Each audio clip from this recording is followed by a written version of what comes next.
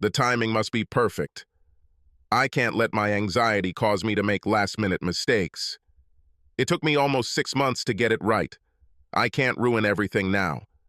I'm Alicia Walker, I just turned 45, and I'm about to make a major lifestyle change. I've been married to Bill Walker for just over 20 years. We dated and then were engaged for another 5 years. We have one daughter who is in college. This Friday evening marks the 25th anniversary of our first date. He's sentimental about these things. Bill organized a special dinner for us at our favorite restaurant. Unfortunately, he will receive the biggest and most terrible surprise of his life. Even now, I love this big guy. The first few years of our marriage were perfect. I had no doubt that we would spend our whole lives together. Oh, we had to work a lot and share responsibilities, especially after the birth of our daughter Elizabeth. Bill made me leave my job until she was old enough to go to school. When I returned to work, our main goals were paying for college for Elizabeth and saving for retirement. Our bank accounts soared, thanks to rising income from promotions and pay raises, Bill's wise investments, and inheritances from our deceased parents. I fully supported Bill during this time. Although we sometimes disagreed, we never fought. We made love regularly and had sex several times when one or both of us were particularly horny. I never ever thought about cheating on him, although I was regularly pestered by men in the office and even at neighborhood gatherings. This was not what I wanted. Bill suited me. Now I have to admit that I am a hypocrite. I publicly condemned cheaters, but I loved listening to the details of their adventures. I've heard of women suffering from empty nest syndrome. Women were supposed to go emotionally crazy and become sluts or nuns. Personality supposedly changes overnight. Personally, I thought it was nonsense. I believed that not having children at home was a chance to strengthen Bill and I's marriage. Elizabeth was largely independent before she went to college. She rarely came home before bed. We've almost gotten used to the fact that she was herself. I saw no reason to prepare to change anything in my life. Perhaps I should have. Having more time to reflect on myself has given me time to consider whether men still find me attractive. Finally, I decided to do something I haven't done for a long time. I looked in the full-length mirror, without clothes. Where there used to be smooth skin, I had wrinkles. What previously stood out on its own now sagged. What was once flat has become a cupcake. What was once wide now deserved a wide sign. I began to pay attention to men's compliments and double hints. Either I wasn't paying attention, or the interest of men other than my husband had waned. I started working out more, wearing more makeup and dressing to highlight my best features, my breasts. The men's admiration increased. I felt better, and yet I felt like I needed something more, something different, something exciting, something playful and risky. I started reading cheating stories and watching adult films on the internet. I began to pay more attention to myself and less to imagine my husband as a lover. When I analyzed what was happening at home, I did not see any difference in the way my husband treated me compared to the way he treated me before Elizabeth left. This was the problem. Everything was the same as always. Oh, I received compliments from him. He never missed a birthday or anniversary. We still had sex regularly, but it was the same old compliments and the same old sex. Nice. But it felt like a rerun rather than the original episodes. I wanted change, a boost of energy. I thought I was giving Bill a chance to give me a change. I tried to interest Bill in different sex positions and different techniques to spice things up. The poor guy tried, but there was no excitement for me. The sexual activities were different and all were well, but it was still the same old Bill with his old familiar and predictable actions. Actions that did not bring me the desired result, but I wanted more. I wanted to feel an explosion of emotions and feel complete release, and everything that I showed Bill was not real, it was only an imitation of what I wanted. I don't think he realized this. It was then that I first thought about finding someone who could give me a thrill, maybe even become my lover. My priority in finding a new partner was, first of all, mystery. If I were caught, it would kill me because it would destroy my family, and I don't want to lose my husband and daughter. This meant no fake late nights at work or overnight business trips. Hotels or overnight stays with him or me were considered too dangerous for me. I started to think that this must be an office romance during working hours. But even this will require careful planning. Looking through my options from the office, I ruled out almost all men. There were a couple of nice single men, but I heard them bragging about the sluts they were dating, including some married women. I couldn't let them brag about me. Every day at home became more and more painful. Our routine has come to a standstill. Something had to change. Otherwise, I would go crazy. Then this happened, or rather, I met him. His name was Darnell. Darn for short. Some other men said, damn, and then laughingly apologized for getting his name wrong. About 6 months ago, he took a mid-level position in the office. All the women paid attention to his appearance and charm. I was afraid that several women would try to rape him. They did it with their eyes, of course. Although he flirted a little, he never seemed to seek any kind of relationship beyond the friendly and professional. I noticed that he held his gaze and smiled for several seconds when he looked at me.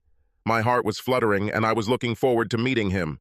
For several days in a row, he came to me for small talk and asked something about my husband and daughter, very carefully and without causing alarm to any of the employees. The first change in our relationship came when he asked to sit with me at lunch. I knew this could be the first step towards what I thought I wanted, so I agreed. He immediately said, I hope this doesn't mean that the office gossip machine will now consider us a couple. I laughed and explained, I will take risks. I could use a little excitement in my life right now. I don't think I meant, at least consciously, to let him know that there was something missing in my life, but it came out. It's too late to return everything back, even if I wanted to. Our contacts continued to be short and casual. I learned that his wife, Mary Alice, was wealthy and had no children. He spoke well of her, but not with love. Her family didn't want her to marry him. If they fought, she liked to use the fact that she married him against the family's wishes, so he should be grateful. I told him about my daughter and how proud I was of her. I described my relationship with my husband as comfortable, predictable, and unchanging. Gradually, I let him know that I was not happy with my home life. In the end, I hinted at the lack of enjoyable sex with my husband. I didn't tell Darnell that I needed another man for sex. He himself guessed what I needed. Darnell made it clear to me that he wanted us to be more than just friendly colleagues. I timidly admitted that I felt the same way, knowing full well what path I was embarking on. We have taken precautions. We tried not to look longingly at each other. No touching or overt flirting. We thought everyone thought we were friends who were happily married to other people. As a smokescreen, I even teased Ted, the other man in our office, about being my office husband, and told him that he had to up his game to stay married to me. The distraction seemed to have worked. The situation finally escalated on the day when we accidentally found ourselves in the elevator alone. Darn pressed the stop button. I guessed correctly why. He brazenly attacked me with a passionate kiss, which I readily responded to. Hands quickly explored each other's bodies. In the following minutes, everything was forgotten except for enjoying each other. I didn't want to look away when he released the button and the elevator started moving. He only said, "We need to talk." I nodded my head and said yes, that I was ready to wait for the meeting. That day, I wanted to do nothing but think about the time we spent in the elevator. There was a slight feeling of guilt, but the feeling of "I want more" overshadowed my guilt. Darn called me and suggested that I tell my husband that I would have to stay a few minutes today. I wondered if he wanted to take our sexual explorations further this evening. I hoped so. He came into my office and immediately stated that we needed to hurry and that it was not customary to stay late. There were no attempts on his part to approach me. Instead, we talked. We agreed that we both wanted to be intimate with each other, but we had to be extremely careful about it. We both went home and started thinking about a safe way to do what we wanted. I've read that women who cheat often tell their spouses that the marriage isn't damaged because the husband still has sex with her whenever he wants. They did not notice that they were deceiving their husband outside the bedroom. I immediately began to feel differently about Bill without even realizing it. I guess I wanted to find faults in him so that I wouldn't feel guilty when I was with my lover. After the episode in the elevator, I was almost constantly mentally with my potential lover. Works, which Bill did at home, which were minor irritants that I previously did not pay attention to, have now become a point of contention. When I raised problems, I raised them loudly. Things that I would usually ask him to do and knew he would eventually do now earned me nagging if they weren't done quickly. I was becoming a bitch. Meanwhile, Darnell came up with a solution for our meetings. He rented a small vacant space on the floor above us in an office building. I asked how he could afford it. He replied, "This is the advantage of a rich wife." I didn't complain. We received some basic furniture, most importantly a large sofa with an easy-to-wash cover. We tested it as soon as we could. Sex with Darnell turned out to be even better than expected. He was bigger than Bill, and I got a lot of pleasure and complete release from sex. We were euphoric and both said the L word. I'm sure what we really meant was lust, not love. From then on, when we had breaks to meet, we left the table at different times. One was climbing the stairs, and the other was riding the elevator. We were never together when we went to or came back from our love nest. Our days and times for sex were random and varied. From time to time, we took a few days off to reduce the chance of getting caught. We tried to think through all the ways our spouses could catch us. We constantly checked for cameras or recording devices in the office and at home. We never emailed or texted each other. Darnell bought us special phones that we only used to talk to each other. If our spouses saw the phone, we had to tell them that it was only a work phone. We chose passwords that were not associated with our families, and that would be easy to guess. We thought of everything, it would seem. As my relationship with Darnell grew, so did my desire to be with him all the time. I still loved Bill, but he no longer made me feel the way Darnell did. Bill was an old pair of comfortable slippers that you didn't want to throw away. Darnell was a new pair of overpriced shoes that I just had to have. Darn was the first to talk about how we could be together forever. Together, we developed a definite plan. We accidentally told our spouses that one of our friends' spouses had suddenly died. Despite the presence of a will, the accounts in the name of the deceased spouse were frozen, so the remaining spouse could not immediately access them. The trial took more than 6 months, and the living spouse had to borrow money until the inheritance issue was resolved. We said that this could have been avoided if their bank accounts were in both their names. Mary Alice agreed to finally prove to Darnell that she, unlike her family, believed he was not a gold digger.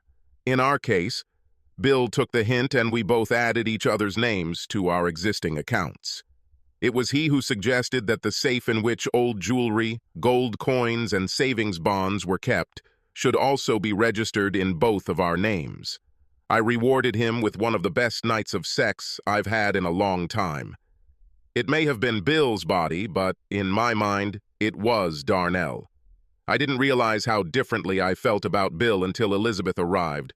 Both Bill and I were glad to see her. The three of us laughed and told stories from her childhood. It was like traveling back in time. She took me aside and said that my father told her that I had been moody lately and he was asking what was wrong. Liz mentioned that I seemed normal to her during this meeting. I said her father was probably right about something. I admitted that I was in a bad mood and suggested that I might be going through menopause. I assured her that our marriage was as strong as ever. It hurt me to lie to my daughter, but I couldn't tell her the truth yet. When Darnell and I had a chance to talk afterward, I told him that I thought Bill was starting to worry about me. I said that I think we should make plans to be together sooner than we talked about it before. What we came up with was very unfair to Bill and Mary Alice, but we've already changed it, so what the hell? We were going to take all the money we could and disappear together. For them, it wouldn't be so cruel. Both of our spouses had access to a lot of money. Bill through his job and Mary Alice through her family. Neither of them will suffer financially for too long. Darnell didn't like Mary Alice's family, so he didn't mind taking the family money. I came up with some unworthy excuse to justify robbing my husband as if he were blind. I tried to get him to change, but nothing worked. I didn't want to think about it. I focused on going away with my lover and doing whatever we wanted, whenever we wanted, wherever we wanted. Stop traveling down memory lane. It's almost time. I called the restaurant and verified that Bill had indeed made a reservation for 6 p.m. And so it was, and the bottle of our favorite wine was already cooling. Bill said he would have to stay a little late at work and would meet me there. At 15:30, I was at our bank. I gave the girl my ID and told her I wanted to withdraw all our money from our joint accounts. When she looked at our bills, a puzzled expression appeared on her face. I think you and your husband may have gotten confused. He was there earlier today and had already withdrawn almost all the money. When so much money is withdrawn, we are asked to ask why, in case it has something to do with customer service. According to a note on the computer, he said he was afraid the stock market would crash and wanted to pay in cash for a while. The person who carried out the operation tried to reassure him that the money was safe, but your husband insisted. What about a safe deposit box? He may have put cash in there, but I don't work in that department. Do you see a man in a brown jacket near the elevator? He can help you there. Do you have the key to the locker with you? Yes. I approached the man and was asked to sign the registration register. As I did this, I noticed Bill's signature, several names ahead of mine. Either he put the money in the drawer, or he beat me to empty it. Big difference. Huge. I went downstairs and we opened the door to the cell. I waited with trepidation for what I would find. I was very nervous. Our box was placed on the table, and I was left alone to open it. My heart sank. There was nothing in it, except for the letter. Alicia, if you're reading this, you know that I beat you to it with our money. Darnell should also find out now the same thing. When Mary Alice and I found out what you and Darnell were up to, we began to think about what to do. Although we thought about divorce, we realized that your plan was better. Abscond with the money and disappear. You two hid your affair very well. If you want to blame someone for us finding out about this, blame the telemarketer who called you on your other cell phone while you were in the other room. Obviously, you turned off the sound, but not the vibration alert. When I pulled that scam phone out of your purse, I saw that it was a telemarketer calling you. For a while, I didn't think anything about it, but then I just became curious. Why did you need a second phone? There may be several good reasons, but I immediately thought of one terrible reason: to hide the affair. I considered this reason as a justification for your recent behavior, but I did not hint to you that I was beginning to doubt, despite other signs of betrayal. Remember when I bought that box of gel pens because I kept losing pens? I gave you a few and scattered many around the house so I could find them when I needed a pen. So in each pen, there was a transmitter that sent all conversations to my computer. I made sure that you always have one pen in your bag. It took us a few days to find out the whole story, but we did. In the process of planning together, we tried to help each other heal our broken hearts and fell in love. At first, it was revenge sex, but then it grew into something more. The idea of going off to a romantic location with an exciting new lover was stolen from you two, but it suited us just fine, especially since you both thought it was good enough for you. I sent Liz my side of the story, so in a couple of days, she'll know what's going on. I assured her that I would make sure that the remainder of her tuition was paid for. She'll probably want to talk to you as soon as she gets the information. I told her about you and Darnell, so be prepared. As Mary Alice and I travel the world together, we'll be keeping an eye on you guys. I'm not sure you'll find the money to start traveling, especially since your boss has been notified that you're dating during work hours. We will send postcards if you cannot make it. By the way, Mary Alice and I recently canceled your airline ticket. I don't think you'll want to leave the country without cash or credit cards. One of the things I told Mary Alice that I didn't tell you was that I had a nickname that I got in elementary school. I was called Toad after I played the role of a frog in a school play. This fact made me think about another way to part with a loved one not mentioned in the Simon and Garfunkel song.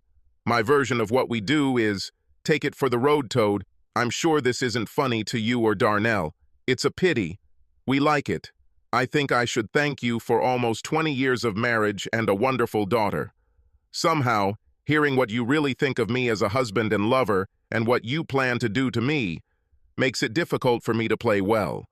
Either way, I hope sex with Darnell was worth it. At least you still have it. Goodbye, Bill and Mary Alice.